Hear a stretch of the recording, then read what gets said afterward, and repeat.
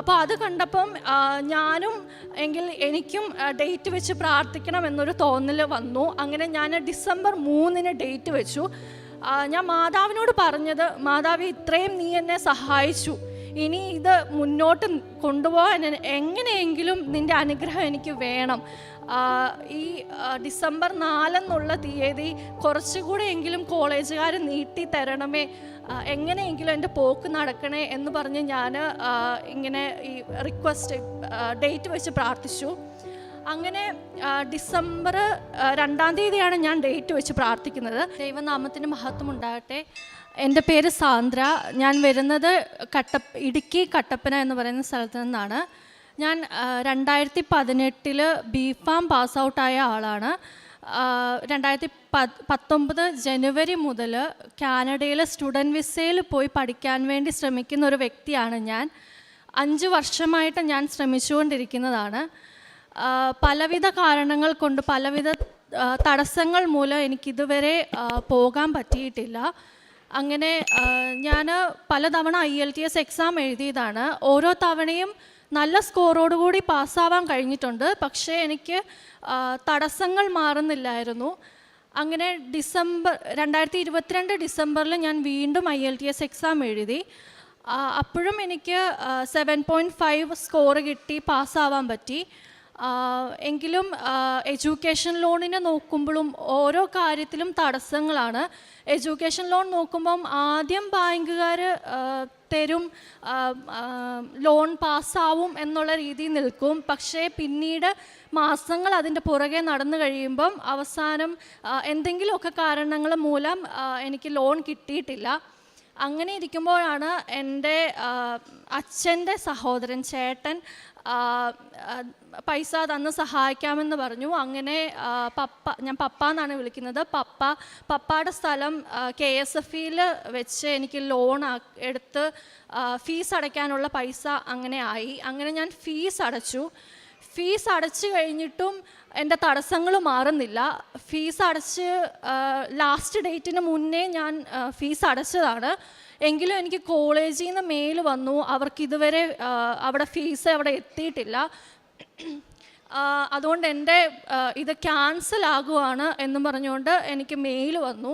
അപ്പം വളരെയധികം വിഷമിച്ചു പോയി. കാരണം ഇത്രയും ലോൺ എടുത്ത് പൈസ അടയ്ക്കുകയും ചെയ്തു, കോഴ്സ് ക്യാൻസൽ ആകുകയും ചെയ്തു. അങ്ങനെ വളരെയധികം വിഷമിച്ചിരിക്കുന്നപ്പോഴാണ് എന്നോട് എൻ്റെ അമ്മ പറയുന്നത്, ഇങ്ങനെ കൃപാസനത്തിൽ ചെന്ന് ഉടമ്പടി എടുത്ത് പ്രാർത്ഥിക്കുക, ഒരുപാട് അനുഗ്രഹങ്ങൾ നടന്നിട്ടുണ്ട്, പോകുന്ന എല്ലാവർക്കും അത്ഭുതങ്ങൾ നടക്കുന്നുണ്ട്, അതുപോലെ നീയും പോവുക, നിൻ്റെ കാര്യങ്ങളും നടക്കും എന്ന് എൻ്റെ അമ്മ എന്നോട് പറഞ്ഞു. അങ്ങനെ ഞാൻ കൃപാസനത്തിൽ വരാൻ തീരുമാനിച്ചു. അങ്ങനെ സെപ്റ്റംബർ മാസം 2023 സെപ്റ്റംബർ മാസത്തിൽ ഞാൻ കൃപാസനത്തിൽ വന്ന് ഉടമ്പടി എടുത്തു. ഉടമ്പടി എടുത്തതിന് ശേഷം അന്നു മുതൽ എൻ്റെ ഓരോ തടസ്സങ്ങൾ മാറാൻ തുടങ്ങി. എനിക്ക് കോളേജിൽ നിന്ന് ഫീസ് അവർക്ക് കിട്ടി, അവരുടെ ഭാഗത്തു നിന്ന് വന്ന മിസ്റ്റേക്കാണ്. എൻ്റെ കോഴ്സ് ക്യാൻസൽ ആയിട്ടില്ല, എനിക്ക് കണ്ടിന്യൂ ചെയ്യാം എന്നുള്ള രീതിയിൽ എനിക്ക് മെയിൽ വന്നു. അങ്ങനെ ഓരോ തടസ്സങ്ങൾ എനിക്ക് മാറിക്കൊണ്ടേയിരുന്നു. പിന്നെ കാനഡയുടെ സ്റ്റുഡൻറ്റ് വിസയുടെ പ്രത്യേകത എന്ന് വെച്ചാൽ ഒരു 3 മാസം മുന്നെയെങ്കിലും വിസയ്ക്ക് അപ്ലൈ ചെയ്യണം. അങ്ങനെ ചെയ്താലേ നമുക്ക് പോകാനുള്ള സമയമാകുമ്പോഴത്തേനും വിസ കിട്ടുകയുള്ളൂ. പക്ഷേ എനിക്ക് എൻ്റെ ഫീസും അടച്ച് എല്ലാം റെഡിയായി വന്നപ്പോഴത്തേനും ഡിസംബർ 1 തീയതിയായി. എനിക്ക് ജനുവരി 2 തീയതിയാണ് ക്ലാസ് തുടങ്ങുന്നത്. അപ്പോൾ ഡിസംബർ 1 തീയതിയാണ് എനിക്ക് ബയോമെട്രിക്സും കൂടെ കഴിഞ്ഞാലേ വിസയ്ക്ക് അപ്ലൈ ചെയ്യാൻ പറ്റുള്ളൂ. ഡിസംബർ 4 തീയതി കോളേജിൽ ഒരു ഫോം ഫില്ല് ചെയ്ത് അയക്കണം. ഞാൻ കാനഡയിലെ ഫാൻഷോ കോളേജിലാണ് നോക്കുന്നത്. അപ്പോൾ കോളേജിൽ ഒരു ഫോം ഫില്ല് ചെയ്ത് അയക്കണം. ആ ഫോം ഫില്ല് ചെയ്യണമെങ്കിൽ വിസ വരണം, വിസയുടെ ഒരു കോപ്പി വെച്ച് വേണം ആ ഫോം ഫില്ല് ചെയ്ത് അയക്കാൻ. അപ്പം അത് ഡിസംബർ 4 മുന്നേ അത് അവിടെ ചെന്നില്ലെങ്കിൽ വീണ്ടും എൻ്റെ കോഴ്സ് ക്യാൻസലാകും എന്ന് പറഞ്ഞ് വീണ്ടും എനിക്ക് കോളേജിൽ നിന്ന് മെയിൽ വന്നു. ഡിസംബർ 1 തീയതി ബയോമെട്രിക്സ് കഴിഞ്ഞു. 2 തീയതിയാണ് ശരിക്കും എൻ്റെ വിസയ്ക്ക് വേണ്ടിയുള്ള ആപ്ലിക്കേഷൻ പോകുന്നത്.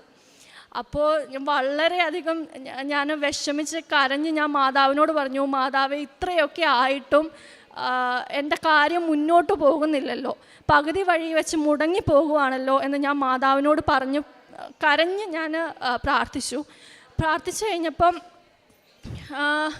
എന്തോ ഒരു തോന്നൽ തോന്നി. ഞാൻ യൂട്യൂബ് എടുത്തു കഴിഞ്ഞപ്പം ആദ്യം വന്നിരിക്കുന്നത് കൃപാസനത്തിലെ ഒരു സാക്ഷ്യമാണ്. ലൈറ്റ് ക്യാൻഡിൽ പ്രെയർ വെച്ച് ഡേറ്റ് വെച്ച് പ്രാർത്ഥിച്ച ഒരു സഹോദരിക്ക് വളരെ അത്ഭുതകരമായി ആ ഡേറ്റിൽ തന്നെ അവരുടെ കാര്യം ലഭിച്ചു എന്ന് പറഞ്ഞുള്ള ഒരു സാക്ഷ്യമായിരുന്നു. അപ്പോൾ അത് കണ്ടപ്പം എനിക്കും ഡേറ്റ് വെച്ച് പ്രാർത്ഥിക്കണം എന്നൊരു തോന്നൽ വന്നു. അങ്ങനെ ഞാൻ ഡിസംബർ 3 ഡേറ്റ് വെച്ചു. ഞാൻ മാതാവിനോട് പറഞ്ഞത്, മാതാവി ഇത്രയും നീ എന്നെ സഹായിച്ചു, ഇനി ഇത് മുന്നോട്ട് കൊണ്ടുപോകാൻ എങ്ങനെയെങ്കിലും നിൻ്റെ അനുഗ്രഹം എനിക്ക് വേണം. ഈ ഡിസംബർ 4 തീയതി കുറച്ചുകൂടെ എങ്കിലും കോളേജുകാർ നീട്ടി തരണമേ, എങ്ങനെയെങ്കിലും എൻ്റെ പോക്ക് നടക്കണേ എന്ന് പറഞ്ഞ് ഞാൻ ഇങ്ങനെ ഈ ഡേറ്റ് വെച്ച് പ്രാർത്ഥിച്ചു. അങ്ങനെ ഡിസംബർ 2 തീയതിയാണ് ഞാൻ ഡേറ്റ് വെച്ച് പ്രാർത്ഥിക്കുന്നത്. അപ്പം ഡിസംബർ 2 തീയതി ഞാൻ ശരിക്കും ബയോമെട്രിക്സ് എനിക്ക് ബാംഗ്ലൂരിലായിരുന്നു. ബാംഗ്ലൂരിൽ നിന്ന് തിരിച്ച് വീട്ടിലേക്ക് വരുന്ന വഴിക്കാണ് ഞാനിങ്ങനെ ഡേറ്റ് വെച്ച് പ്രാർത്ഥിച്ചത്.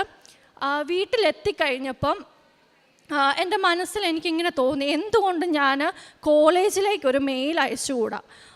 ഇങ്ങനെയൊക്കെ എനിക്ക് താമസം വന്നു, ഇങ്ങനെ പൈസ അറേഞ്ച് ചെയ്യാൻ വേണ്ടി ലേറ്റായി, വിസയ്ക്ക് അപ്ലൈ ചെയ്യാൻ വേണ്ടി ലേറ്റായി.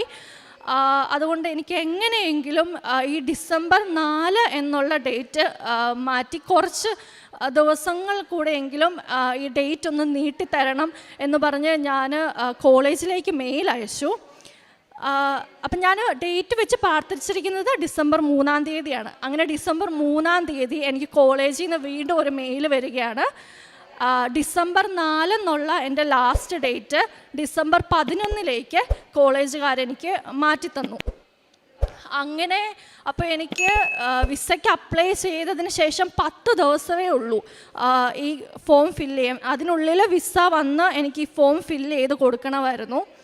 അപ്പം ഞാൻ ഈ കോളേജിൻ്റെ വക വാട്സപ്പിലൊരു ഗ്രൂപ്പ് ഉണ്ടായിരുന്നു. ആ കോളേജിലേക്ക് ജനുവരിയിൽ പോകുന്ന കുട്ടികളുടെ ഒരു ഗ്രൂപ്പ് ഉണ്ടായിരുന്നു. ഞാൻ എല്ലാവരോടും ഞാൻ അന്വേഷിച്ചു, നിങ്ങളുടെയൊക്കെ വിസ എത്ര നാളുകൊണ്ടാണ് വന്നത് എന്ന്. അവർക്കെല്ലാവർക്കും 1 മാസം 1.5 മാസം ഒക്കെ എടുത്താണ് വിസ വന്നത്. അപ്പോൾ വീണ്ടും എൻ്റെ എല്ലാ പ്രതീക്ഷയും നഷ്ടപ്പെട്ടു. എനിക്ക് 10 ദിവസമേ ഉള്ളൂ വിസ കിട്ടാൻ. അപ്പം ഞാൻ ഇങ്ങനെ ഡിസംബർ 7 തീയതി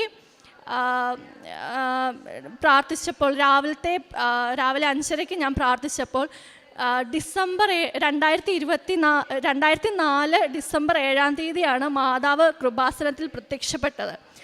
അപ്പോൾ അന്ന് ഇവിടെ സംഭവിച്ച പോലെ ഒരു അത്ഭുതം എൻ്റെ ജീവിതത്തിൽ നടത്തി തരണമേ എന്ന് ഞാൻ മാതാവിനോട് ആ സമയത്ത് പ്രാർത്ഥിച്ചു.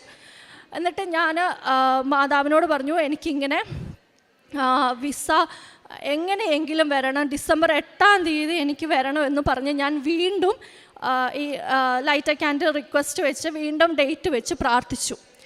ഞാൻ ഡിസംബർ 7 തീയതി ഒരു ഉച്ചയോടുകൂടിയാണ് ഞാൻ ഈ ഡേറ്റ് വെച്ച് പ്രാർത്ഥിക്കുന്നത്.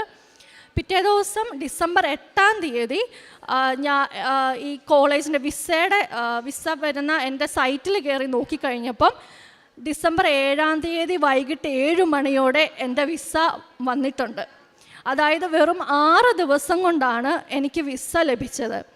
സാധാരണ എല്ലാവർക്കും 1.5 മാസം 1 മാസം 1.5 മാസം എടുത്തുകൊണ്ട് വരുന്ന ഈ വിസ എനിക്ക് വെറും 6 ദിവസം കൊണ്ടാണ് വന്നിരിക്കുന്നത്. അപ്പോൾ എനിക്ക് അറിയില്ല എനിക്ക് എന്താ പറയേണ്ടതെന്ന്.